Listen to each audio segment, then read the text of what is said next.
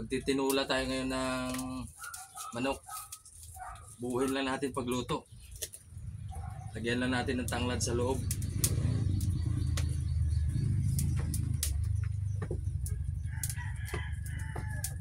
Magandang pampaalis lang sa tong tanglad. Buuhin lang natin pagluto. Salamat nga pala sa nagbigay ng pambili nitong dalawang manok na to.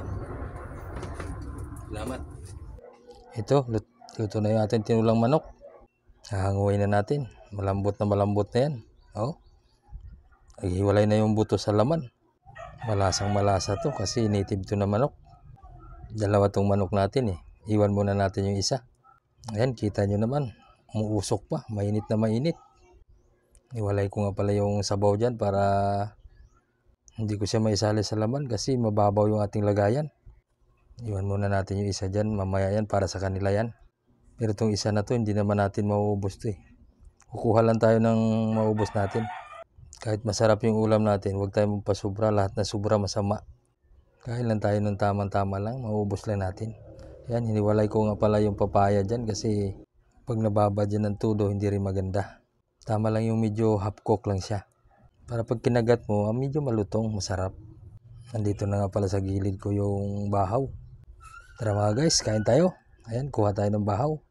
Para umpisa na natin yung pagkain natin. Naghugas naman ako ng kamay dyan bago umupo. Ayan, nilagyan ko nga pala ng sabaw dyan kasi medyo matigas yung bahaw natin. Kaya nilagyan ko muna ng sabaw. Para medyo lumambot pagkain natin, hindi tayo mabulunan. Sa mga katuda ko nga pala dyan na makapanood nito, kain tayo. Nagluto ako ng masarap na tinula na native na manok. Ayan o, kinuha ko nga pala yung hita dyan. Ang lambot na ng hita. Halos maghiwalay na yung laman tsaka yung buto. Tara na, kain tayo. Hindi ko rin maidiretso yung subo pala yan dyan kasi medyo mainit. Bagong hango lang yan. Kaya pa kunti-kunti lang, huwag natin biglain. Higop tayo ng sabaw. Sarap. Finish-over ko nga lang pala to kasi habang nagbibideo ako dito kanina, mayroong nagpapatugtog kaya nasira ang mood. Pero okay naman, successful yung luto. Masarap pa rin yung ating kain. May makakapuna na naman itong paggayat ko ng papaya natin. Kasi nung nakaraan na nagtinula rin ako, ganito rin yung gayat ko ng papaya. Kasi pag ganyan ang gayat ng papaya mo, 2 gayat lang, solve ka na. Sobrang lambot na talaga. Naghihiwalay na yung laman sa buto. Mainit nga lang. Umuusok-usok pa, pero masarap.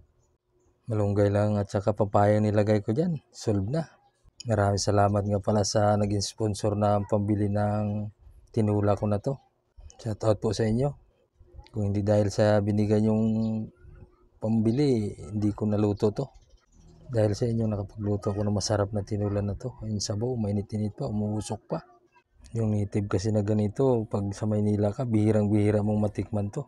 Kaya kung hindi ako nagkakamali, siguro nasa 18 to 20 years na ako hindi nakatikim nitong native na manok. Kaya nakapagbakasyon tayo dito sa probinsya ngayon, babawiin natin. Kain tayo ng masarap na tinula. Kasi sa susunod na araw mga guys, babalik na naman tayo ng Maynila. Bihira na naman tayo makatikim nito. Hindi na naman natin alam kung saan probinsya na naman tayo makapunta para makatikim ng ganitong klase ng native na manok. Kaya seryoso ako yun para halos hindi mo na makausap.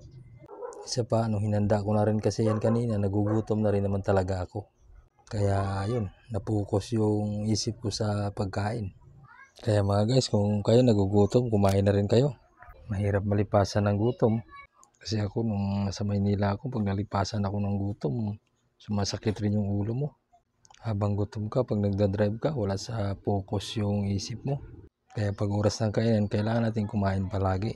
Kahit hindi ka nagtatrabaho, kailangan mong kumain. Sabi nga nila, di balin tamad, hindi naman gutom. Kaya sa mga nagtatrabaho dyan o sa mga walang trabaho, yung mga tambay natin dyan, na makapanood nitong ating video, pag-i-comment nyo na lang dyan sa baba kung nagustuhan nyo yung niluto ko.